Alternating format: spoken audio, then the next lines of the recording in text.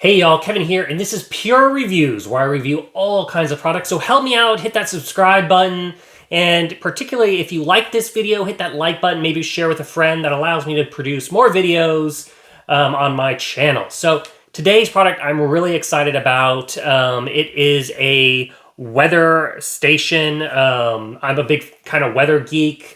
And they've come a long way from my previous one that died, which was just a black and white wall-hung weather station. So this particular brand here is Doveet, and I will include a link in the description that'll take you to Amazon, so you can check it out for yourself, see if it's on sale, all that fun stuff. This is the box it's going to come in, and then once you open it up, you're going to get pretty... nice little easy to read manual that will tell you how to set it up and all the details, but we're going to go over a lot of that right now. You are going to get a plug here to plug in the main base station. Then you're going to get the remote sensor, which is really, really cool. So first off, as you can see, it's nice and compact. It has a hook here, so if you want to hang it up outside, you can do that. But what I thought was kind of unique, right here on the screen, there is a spot, and it'll tell you the actual temperature outside and the relative humidity. A lot of them, you know, this just is a sensor, and you just stick it outside somewhere. But it runs off of 2 AA batteries. Batteries are not included, so you got to have those. And then, yeah, you just mount it anywhere. It can be mounted up to 260 feet away from the base station. Now, keep in mind, that is like clear shot, not having to go through any walls. The more walls you introduce, the less that dimension is going to be. But essentially, you can mount it anywhere in your backyard, and the receiver can be in the house. So it has great coverage as far as reading the device. You also want to keep this out of the sun. Obviously, you need to find a nice little shady spot, so that way, obviously, if the sun is hitting the sensor, and that's any of these little guys, it's going to give you a false reading because it'll be hotter than it really is outside. So then you're going to get the base station itself. And I don't know if you saw that. It's right now it's not plugged in. So you have 2 options. You can use the batteries, which it takes... Oh, there it goes. It got dark. It takes 3 AAA batteries, which go right here in the back. And it has this little stand if you want to set it on a desk or something. Or it has the little hooks here if you want to hang it up on the wall. But if you are using the batteries to help save power, the screen will get dim unless you move it or look at it. So that is a little energy feature. I keep it plugged in with a little cable here, and that plugs in on the side. But as you can see on the front side here, it's very colorful, very easy to read, a nice bright screen. When I measured it here, it is 7.5 inches across. The left-hand side here is the outdoor temperature, or wherever you have this guy. So you can see you've got the weather and then the relative humidity. And then right here is an alarm mode. So on this device, you can set... to where it'll beep or basically sound an alarm if there's a target temperature. I never really use that, but if that's a feature, or if you're concerned, like if your pet's outside and it's going to get too hot or too cold, you can set that up.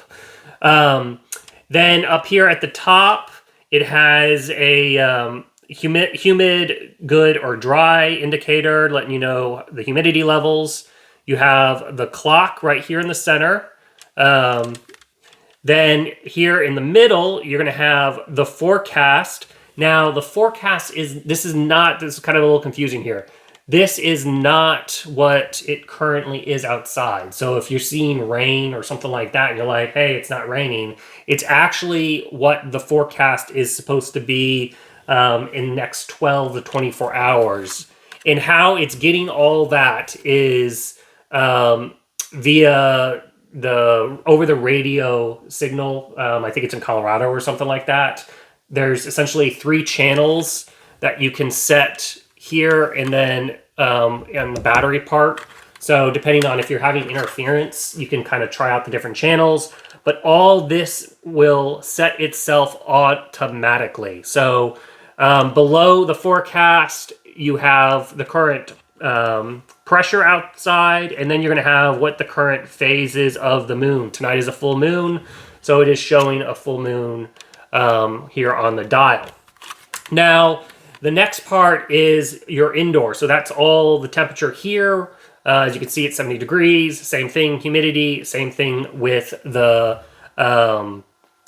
alarm mode if you want to utilize that. Now, at the top, you saw it has a clock, and then the date, and then the day of the week.